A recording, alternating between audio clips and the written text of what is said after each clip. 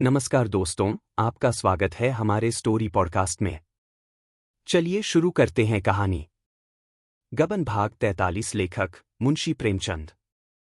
Rama motor पर चला तो उसे कुछ सूझता न था, कुछ समझ में न आता था कि कहाँ जा रहा है। जाने हुए रास्ते उसके लिए अनजाने हो गए थे। उसे जालपा पर क्रोध न था, जरा भी नहीं। जग्गो पर भी उसे क्रोध न था। क्रोध था अपनी दुर्बलता पर, अपनी स्वार्थलोलुपता पर, अपनी कायरता पर। पुलिस के वातावरण में उसका औचित्य ज्ञान भ्रष्ट हो गया था। वह कितना बड़ा अन्याय करने जा रहा है, उसका उसे केवल उस दिन ख्याल आया था जब जालपा ने समझाया था। फिर यह शंका मन में उठी ही नहीं। अफसरों ने बड़ी बड़ी आशाएं बंधाकर उसे बहला रखा था। वह कहते, अजी बीबी की कुछ फिक्र न करो। जिस वक्त तुम एक जड़ाऊ हार लेकर पहुंचोगे और रुपयों की थैली नजर कर दोगे, बेगम साहब का सारा गुस्सा भाग जाएगा। अपने सूबे में किसी अच्छी सी जगह पर पहुंच जाओगे, आराम से जिंदगी कटेगी। कैसा गुस्सा, इसकी कितनी ही आंखों देखी मिसालें दी गईं। रमा चक्कर में फंस गया। फिर उसे जालपा से मिलने का अवसर ही न मिला। पुलिस का रंग जमता गया। आज वह जड़ाऊ हार जेब में रखे जालपा को अपनी विजय की खुशखबरी देने गया था। वह जानता था जालपा पहले कुछ नाक भौं सिकोड़ेगी, पर यह भी जानता था कि यह हार देखकर वह जरूर खुश हो जाएगी। कल ही संयुक्त प्रांत के होम सेक्रेटरी के नाम कमिश्नर पुलिस का पत्र उसे मिल जाएगा। 2-4 दिन यहां खूब सैर करके घर की राह लेगा। देवीदीन और जग्गो को भी वह अपने साथ ले जाना चाहता था। उनका एहसान वह कैसे भूल सकता था।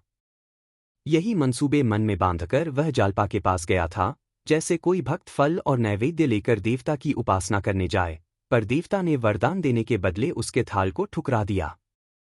उसके नैवेद्य की ओर ताकने का साहस न कर सकता था। उसने सोचा, इसी वक्त जज के पास चलूं और सारी कथा कह सुनाऊं। पुलिस मेरी दुश्मन हो जाए, मुझे जेल में सड़ा डाले, कोई परवाह नहीं। सारी कलई खोल दूंगा। क्या जज अपना फैसला नहीं बदल सकता? अभी तो सभी मुल्जिम हवालात में हैं। पुलिस वाले खूब दांत पीसेंगे, खूब नाचेंगे कूदेंगे, शायद मुझे कच्चा ही खा जाए। खा जाए। इसी दुर्बलता ने तो मेरे मुंह में कालिख लगा दी। जालपा की वह क्रोधोन्मत्त मूर्ति उसकी आंखों के सामने फिर गई। ओह, कितने गुस्से में थी। मैं जानता कि वह इतना बिगड़ेगी, तो चाहे दुनिया इधर से उधर हो जाती, अपना बयान बदल देता। बड़ा चकमा दिया इन पुलिस वालों ने। अगर कहीं जज ने कुछ नहीं सुना और मुल्जिमों को बरी न किया, तो जालपा मेरा मुंह न देखेगी। मैं उसके पास कौन मुंह लेकर जाऊंगा? फिर जिंदा रहकर ही क्या करूंगा?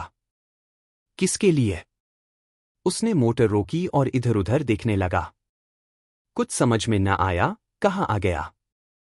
सहसा एक चौकीदार नजर आया। उसने उससे जज साहब के बंगले का पता पूछा। चौकीदार हंसकर बोला, हुजूर तो बहुत दूर निकल आए। यहां से तो 6-7 मील से कम न होगा। वह उधर चौरंगी की ओर रहते हैं। रमा चौरंगी का रास्ता पूछकर फिर चला। 9 बज गए थे। उसने सोचा, जज साहब से मुलाकात न हुई तो सारा खेल बिगड़ जाएगा। बिना मिले हटूंगा ही नहीं। अगर उन्होंने सुन लिया तो ठीक ही है, नहीं तो कल हाई कोर्ट के जजों से कहूंगा। कोई तो सुनेगा। सारा वृत्तांत समाचार पत्रों में छपवा दूंगा, तब तो सबकी आंखें खुलेंगी। मोटर 30 मील की चाल से चल रही थी। 10 मिनट ही में चौरंगी आ पहुंची। यहां अभी तक वही चहल पहल थी, मगर रमा उसी सन्नाटे से मोटर लिए जाता था। सहसा एक पुलिसमैन ने लाल बत्ती दिखाई। वह रुक गया और बाहर सिर निकालकर देखा तो वही दारोगा जी। दारोगा ने पूछा, क्या अभी तक बंगले पर नहीं गए? इतनी तेज मोटर न चलाया कीजिए, कोई वारदात हो जाएगी। कहिए, बेगम साहब से मुलाकात हुई? मैंने तो समझा था वह भी आपके साथ होंगी। खुश तो खूब हुई होंगी। रमा को ऐसा क्रोध आया कि मूंछें उखाड़ लूं, पर बात बनाकर बोला, जी हां, बहुत खुश हुई। मैंने कहा था ना, औरतों की नाराजगी की वही दवा है। आप कांपे जाते थे। मेरी हिमाकत थी।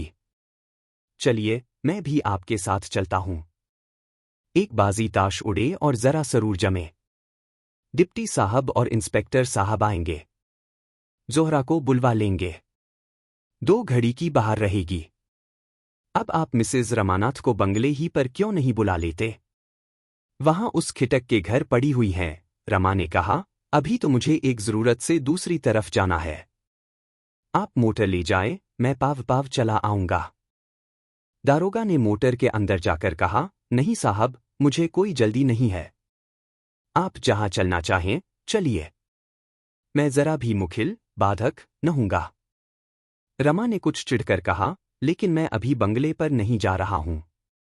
दारोगा ने मुस्कुराकर कहा, मैं समझ रहा हूं, लेकिन मैं जरा भी मुखिल न हूंगा। वही बेगम साहब। रमा ने बात काटकर कहा, जी नहीं, वहां मुझे नहीं जाना है। दारोगा, तो क्या कोई दूसरा शिकार है? बंगले पर भी आज कुछ कम बाहर न रहेगी। वहीं आपके दिल बहलाव का कुछ सामान हाजिर हो जाएगा। रमा ने एक बारगी आंखें लाल करके कहा, क्या आप मुझे शौदा समझते हैं? मैं इतना जलील नहीं हूं। दारोगा ने कुछ लज्जित होकर कहा, अच्छा साहब, गुनाह हुआ, माफ कीजिए। अब कभी ऐसी गुस्ताखी न होगी। लेकिन अभी आप अपने को खतरे से बाहर न समझें। मैं आपको किसी ऐसी जगह न जाने दूंगा जहां मुझे पूरा इत्मीनान न होगा। आपको खबर नहीं आपके कितने दुश्मन हैं। मैं आप ही के फायदे के ख्याल से कह रहा हूं। रमा ने होंठ चबाकर कहा, बेहतर हो कि आप मेरे फायदे का इतना ख्याल न करें। आप लोगों ने मुझे मटिया मिट कर दिया और अब भी मेरा गला नहीं छोड़ते। मुझे अब अपने हाल पर मरने दीजिए। मैं इस गुलामी से तंग आ गया हूं। मैं मां के पीछे पीछे चलने वाला बच्चा नहीं बनना चाहता। आप अपनी मोटर चाहते हैं, शौक से ले जाइए। मोटर की सवारी और बंगले में रहने के लिए 15 आदमियों को कुर्बान करना पड़ा है। कोई जगह पा जाऊं तो शायद 1500 आदमियों को कुर्बान करना पड़े। मेरी छाती इतनी मजबूत नहीं है। आप अपनी मोटर ले जाइए। यह कहता हुआ वह मोटर से उतर पड़ा और जल्दी से आगे बढ़ गया। दारोगा ने कई बार पुकारा, जरा सुनिए, बात तो सुनिए, लेकिन उसने पीछे फिर कर देखा तक नहीं। जरा और आगे चलकर वह एक मोड़ से घूम गया। इसी सड़क पर जज का बंगला था। सड़क पर कोई आदमी न मिला। रमा कभी इस पटरी पर और कभी उस पटरी पर जा जाकर बंगलों के नंबर पढ़ता चला जाता था। सहसा एक नंबर देखकर वह रुक गया। 1 मिनट तक खड़ा देखता रहा कि कोई निकले तो उससे पूछूं, साहब हैं या नहीं। अंदर जाने की उसकी हिम्मत न पड़ती थी। ख्याल आया, जज ने पूछा, तुमने क्यों झूठी गवाही दी? तो क्या जवाब दूंगा? यह कहना कि पुलिस ने मुझसे जबरदस्ती गवाही दिलवाई, प्रलोभन दिया, मारने की धमकी दी, लज्जास्पद बात है। अगर वह पूछे कि तुमने केवल 2-3 साल की सजा से बचने के लिए इतना बड़ा कलंक सिर पर ले लिया, इतने आदमियों की जान लेने पर उतारू हो गए, उस वक्त तुम्हारी बुद्धि कहाँ गई थी, तो उसका मेरे पास क्या जवाब है? ख्वामख्वाह लज्जित होना पड़ेगा। बेवकूफ बनाया जाऊंगा। वह लौट पड़ा। इस लज्जा का सामना करने की उसमें सामर्थ्य न थी।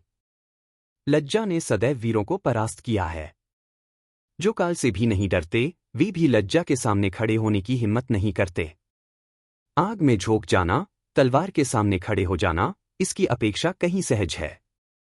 लाज की रक्षा ही के लिए बड़े बड़े राज्य मिट गए हैं, रक्त की नदियां बह गई हैं, प्राणों की होली खेल डाली गई है। उसी लाज ने आज रमा के पग भी पीछे हटा दिए। शायद जेल की सजा से वह इतना भयभीत न होता।